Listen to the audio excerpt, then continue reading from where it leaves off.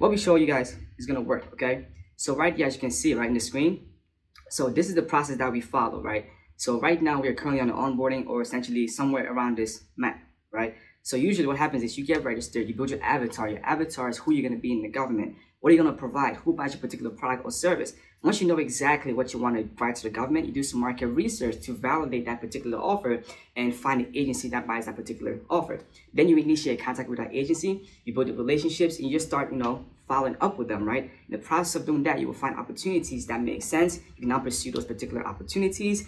Then from there, you build your pipeline up, right? You need a pipeline, you need a full pipeline. If you, let's say you are doing sales, you need to be able to talk to multiple people throughout the day to actually be able to win some opportunities on how to win these government contracts. Then from there, there's also a bid or no bid system to where you're gonna qualify each opportunity just to make sure that it's something that you can actually do. Then you write the proposal. After you win the proposal, you go to your debrief where they let you know, hey, you go to the debrief if you lost the contract, right? Which is this right here. After you write your proposal, you can attend the debrief if you lost the contract, where they would tell you exactly, why you lost. You can leverage that to essentially, position yourself better for the next opportunity, right? But if you win the contract, you get past performance, and then you go into the GovCon seekers, right? Okay, yeah. So essentially, right, that's pretty much the process. So there's 3 ways to make money with government contracts, right? There's only 3. No matter how you spin it, there's only 3 ways to make money with government contracts. The first way is you are a contractor. As a contractor, you are providing a service directly to the government, right? So if you do IT, construction, facility management, janitorial services, right? You provide that particular service directly to the government. That's the first way. The second way to make money with government contracts is to be a consultant. I'm a consultant, right? So what do? I help businesses win government contracts. So all you need to know what to do is know how to win government contracts. Then you can start helping other businesses how to win those government contracts, right? If they win the contract, they pay you a fee, a commission. However you negotiate the deal, you are a consultant and your job is to help them. The third way to make money doing government contracts is to be a reseller. As a reseller, you're the middle person between the government and the manufacturer. So let's say the government wants to buy, 25,000 pens, right? You will call BIC and say, hey, BIC, I need a quote for 25,000 pens. They will say, hey, it is, $100,000, right? Okay, they would say it's $100,000, right? Now, you essentially now add your profit on top. Let's say it's 20% markup. Now you submit your bid for $120,000 to the government. If you win the contract, you essentially now, call BIC. You buy it for $100,000, you resell for $120,000, you make your $20,000 profit. Now you're probably wondering, well, if I don't have $100,000 of income, right? The beautiful thing about that is, once you win a contract, the contract can be leveraged as collateral with the banks because the government, they're gonna pay you, right? So what kind of guarantee does a bank want? They want to know you can pay the money, right? So if they give you money and you buy the pens, you're gonna get paid by the government. So you can always find the financing. If the bank won't give you money, you can get a factoring company. A factoring company will also help you, by buying your invoice from you, right? If you're in transportation, you know all about factoring. Also, there's different ways like lead funds to get funding. Overall, okay? If you win a government contract and you need funding, trust me, you will find funding. If you can't find funding, call me. I'll take a percentage, but I'll fund the project for you, okay? So those are 3 ways to make money using government contracts, right? So today's government market, right? Today, the US government is the world's largest and wealthiest buyer. They literally buy everything. They buy products, services, you name it, the government buys it because government contracting is the procurement of goods and services on behalf of the public's authority. What that simply means is the government prints money, they give it to businesses, and those businesses hire employees who then, perform the jobs. When the businesses hire the employees, what happens? Unemployment goes down, right? And that's the government's job. Their job is to stimulate the economy and keep things operating smoothly, right? So if the roads are bad, they need the roads fixed. They put a government contract out there, and businesses that can fix the roads submit a bid, and then they win the contract, and so on, right? So there's tremendous financial opportunity in the government market, especially for small businesses, because small businesses are the engines of growth within the economy. They provide innovations, new ideas. They're literally they drive the economy, right? And the government does not want these large businesses essentially, muscling out these smaller businesses or taking them out. So there are different incentives for small businesses to leverage, to win more opportunities, right? So the government is really pushing for small businesses to start doing government contracts. They're literally pushing for that, right? So if you're a small business, then you qualify for so many different incentives that you can use. So now, right? So who's your competition? What's the government market look like? So first, the government has 90,000 agencies at the federal, state, and local level, okay? And they collectively spend about $7 trillion a year. That's about $20 billion a day. That's a lot of money that they are spending every single day, right? And in a year total. So with COVID happening, they actually spent an additional $1.7 trillion, right? So it was a lot of money that they spent, especially last year. So there are two main groups, okay? There's a federal market, there's a state market, right? At the federal level, there's about 500 agencies at the federal level, and they employ about 2 million people, and they approximately spend about $4 trillion. At the state, local, and education, we call those SLED, right? SLED agencies, state, local education agencies. They employ about 19 million people, right? 19 million people, because obviously the state is smaller, but there's a lot more departments within the state, right?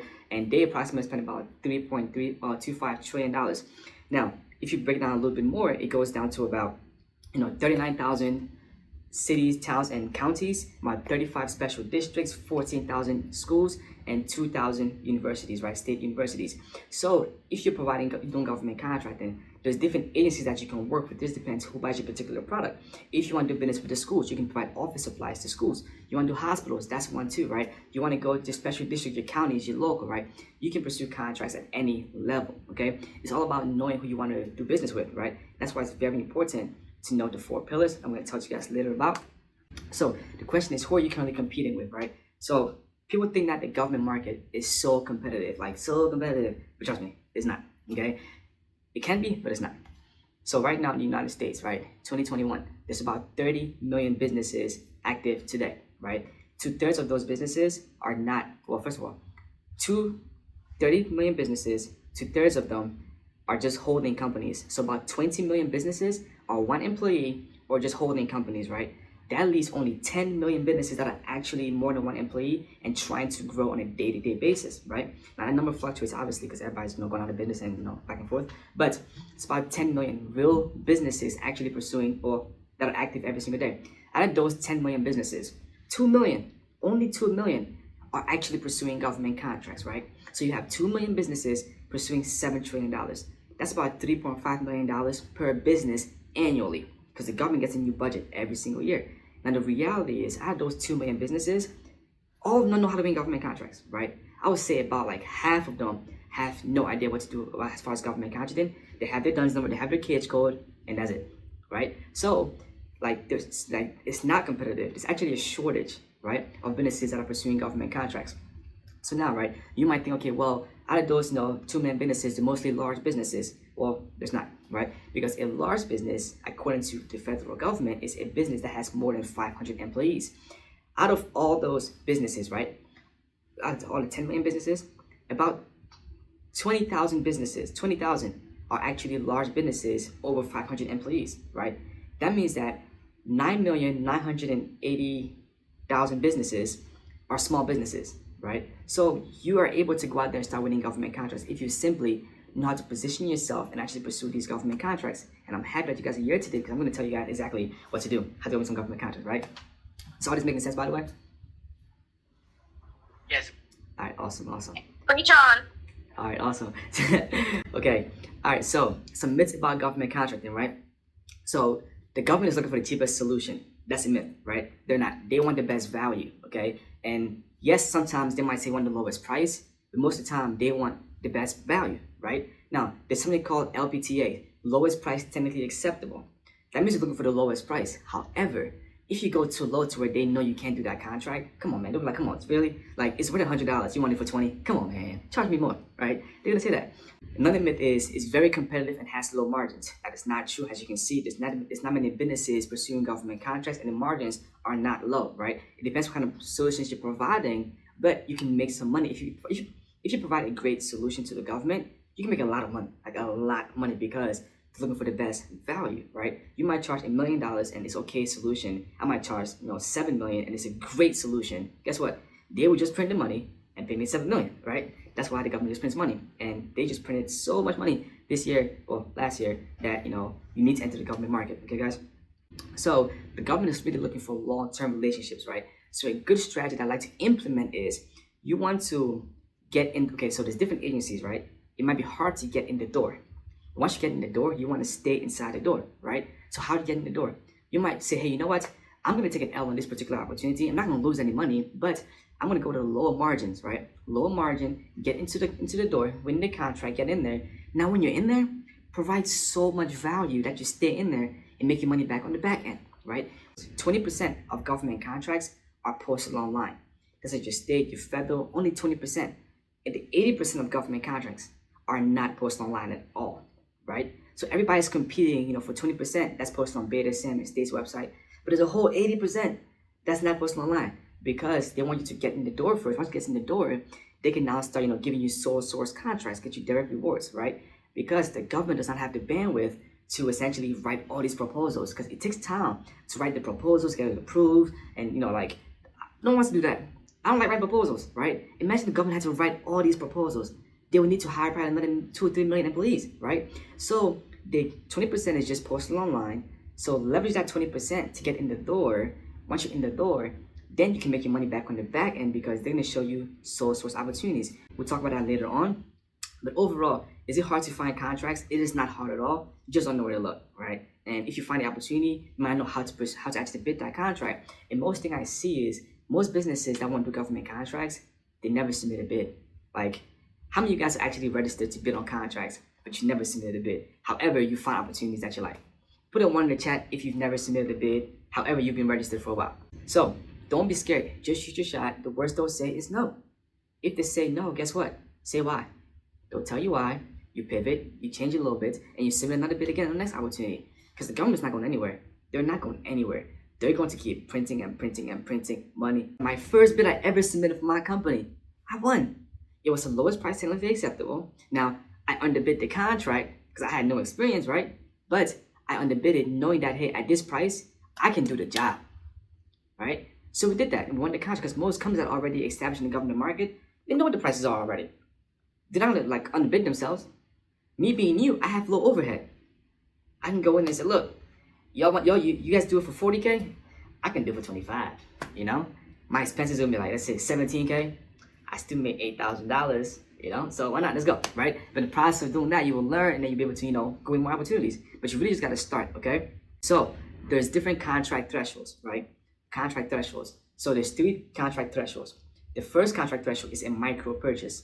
Micro purchases are any contract under $25,000, okay? Now, in different cities and municipalities, it might be different, but a micro purchase is anything under $25,000 because they can essentially use a government-issued credit card to pay for that particular service or product, right? And these are great for your local municipalities, your state, your county, right? If all you guys go to your county right now, you can find some opportunities on your county's website, right? You just got to submit a bid on that particular opportunity. And honestly, you should build relationships with every single county in your city. Well, not even every county, but like the main counties around your geographical location. You should build the relationships with them because they can actually just give you a direct reward contract and pay for it with a credit card, right? As long as there's competition. They need to show competition of at least 3 quotes, okay? So you can essentially pursue contracts at the state level, at your local level, and it's so much easier that way. My first contract was here in Baltimore City, right? I won the opportunity and did the job and so on. So that's the first, it's a micro purchase. The second contract threshold is a simplified acquisition. A simplified acquisition is anything under $250,000. If it's under $250,000, it must go to a small business, right? Yes. If it's under $250,000, it must go to a small business, right? Now, if it's over $250,000, it's considered full and open, and anybody can submit a bid on this, large or small company. They can all submit a bid on this particular opportunity. The thing with that is now, right? If there are 2 small businesses capable of pursuing that contract, it now has to go to a small business, right? So if it's over 250, anybody can submit a bid. But if it's over 250 and there's 2 small businesses that can do the job, guess what? It has to go to a small business, meaning that the full government market is open to small businesses as long as there's 2 small businesses capable of doing that contract, and that's called the rule of 2, okay? There's 3 types of solicitations. One is an RFI. RFI is a request for information. That means the government has a problem. They have no idea how to fix it. They want you to submit them information, let them know how to fix it. Prime example, COVID. What happened with COVID was COVID came. They said, oh my goodness, COVID, you gotta fix this problem. Who can get me a vaccine? So people started responding, saying, hey, we can do it, respond with RFIs, giving the government information, says, hey, we can solve it this way, this way, this way. The government found the best particular, solution to solving the COVID situation. And then they, then give them a contract, right? Might have been a sole source contract. So it's by the way, an RFI is not a contract, okay? It's only a contract after the government receives your information and decides to move forward. They can receive your information and say, you know what, I don't want to fund it, right? I don't like what you said, I'm going somewhere else. But the goal is they take the information, they read to make sure it makes sense, then they now issue a proposal, which is an RFP. So RFP is request for proposal. It means that I have a problem, I have an idea how to fix it, however, I want your solution now, right? So the government got the response from the RFIs for COVID. They took the information in, then they created an RFP, said, hey, now I have an idea how to fix it. Somebody give me how they're gonna fix it, right? Now the companies responded with their solution. Every solution was different, but the government had the foundational knowledge to make an educated decision. So they now issued the RFP, they got all the proposals back, and the winning company got the contract. The thing with RFP is this, the RFP is more about your solution. They want to know your solution, right? And they don't care about the price. That's what I was saying earlier. If you know you're pricing at $1 million, I'm doing $70 million, but my solution is better than yours, they'll give me the contract because they want the actual right solution, the best value, right? Now, that's the RFP. The last one's RFQ. And RFQ is simply request for quotation, or LPTA, lowest price technically acceptable. That simply means that the government has a problem, they know exactly how to fix it, but they want to know what's your price. Ideally, the lowest price, but not too low to the point where it doesn't make any sense, just the lowest price, okay? So things like, janitorial services, plumbing, HVAC, like landscaping, tree trimming, right? Buying and reselling defense supplies. All those like simple commodities, right? They just want to know what those prices. They don't need a technical solution on how to, how you're gonna mow the lawn and everything. They don't need to know that. Just tell them the price, okay? And that's why when you're looking for opportunities, right? You have to know what you're looking at. If it's a proposal, you gotta write something. You gotta write your approach. It might not be a 30-page proposal, but it could be like a 2 or 3-page proposal, showing them exactly how you're gonna solve that particular problem. RFQ is literally like, hey, come in your cover page, fill this paper up, write your number right there, and submit it. So it's not hard to win contracts, okay? And I think what really makes people scared is because they have all these different legal terms, right? That makes, let's say, the proposal might be, let's say, 5 pages, but after they add all the legal jargon in there, the copy and pasted information, yes, copy and paste it. They're not writing this every single time. They copy and paste the information. Now it makes it like 50 pages. And you see a 50-page proposal, oh my goodness, I'm so overwhelmed, I have no idea what to do, right? But it's really like, if you really understand what you're looking at, it's really only 5 pages. And that's why it's very important that your first 2 or 3 proposals, you kind of just go through the pain and just like go through it a couple times, right? Don't read the whole thing, understand what it says. And after that, now you just know what to look for. It's okay, I'm gonna skip this section. I'm skipping ahead so far right now. But when you essentially find a contract, right, you want to read 3 sections. First, the scope of work. What's my job? What I gotta do? Literally, just find the heading, scope of work. Read the scope of work. Once you read the scope of work, step 2, read the evaluation criteria. They want to tell you exactly how they're gonna evaluate you. Exactly how. Now you know what you gotta do for the job. You know how they're gonna evaluate your proposal or your quotation. Now follow the instructions. I want 3 pages, double space, Times New Roman, sign this document, provide your insurance. Follow the directions, leverage the evaluation criteria to make sure your proposal is strong and hits on all those evaluation landmarks, and know what the job is. Submit your bid. It's that simple, okay guys? The government buying process, right? But essentially what happens is, they have a need, right? Have a requirement. It's let me the roads fixed, landscaping, janitorial services. I need IT service. I need somebody to come integrate, this whole building with IT and wires. I need somebody to go to space. I need somebody to create a COVID vaccine, right? They have all these different requirements. You have the requirement, now they decide, hey, how should we issue this to the public? Is it going to be an RFI, an RFP, or an RFQ? Once they issue it to the public finds these contracts, and then they respond to the government, giving them the solution. Once the government gives them the solution, the government decides, hey, are we going to reward the contract or are we going to cancel the contract, right? I hate when they cancel the contract. It's like, oh my goodness, like you can't find the money, right? They only cancel when they don't have the money. That's when they cancel it, right? The best time to do government contracts is the 3rd and 4th quarter, because every year the government is going to essentially, they have a budget to spend. If they don't spend the entire budget that year, they don't get the money the next year. So every agency between the 3rd and 4th quarter, they go on spending sprees. That's when they start buying new desks, new office supplies, they want to expand your office, renovate the little bathroom. They start spending money because they did not spend enough. So the goal is to spend all their money, which is why the 3rd and 4th quarter is the best time to do government contracts.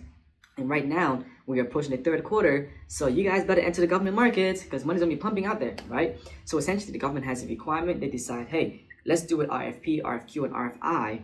We put it to the public responds with their bid, the winning company gets the contract and does the job. Okay, guys? So that's the buying process. I showed you the diagram earlier. It's a little, big, but I took all that and compressed it into something smaller, and I call it the 4 pillars. First is your packaging, right? What's your offer and who buys that particular offer? Then the second thing is your pipeline. You need a full pipeline of opportunities, so you're constantly submitting these bids. The third pillar is your proposal writing process. You need a proposal writing process to efficiently write these proposals so that you can win a lot more than you can lose, right? Because you have a process to follow, essentially rinse and repeat. Your process is your control. The variable is the contract. Contracts come and go every single day, but your process stays the same. And the last pillar is LTAs, which is leveraging teaming agreements, right? So the advantage of leveraging teaming agreement is you get to partner with other businesses that have different capabilities and also have different certifications. So if a contract is set aside for women-owned businesses only, right? Me as a male cannot submit a bill on this contract. However, I can, find a women-owned business and say, hey, I found this opportunity. Let's do a teaming agreement, right? You leverage my resources, I leverage your certification, and we win contracts together. Like the value of this is like you can win any kind of contract. You can find anybody that has capabilities or certification and do a teaming agreement. And a teaming agreement is simply company A and company B come together and pursue this contract together. After this contract is done, we both go our separate ways, okay? So you definitely want to leverage teaming agreements because that's how you're going to scale your business in the government market, right? So that's pretty much it. Now you find what your offer is and who buys it. You find the right opportunities to keep your pipeline full. You write the best proposals. Then from there, you now find teaming partners that you can partner with to pursue larger, more lucrative contracts. And that's literally government contracting right there, right? If you simply follow these four pillars right there, you're going to be in a better position to win more opportunities, right?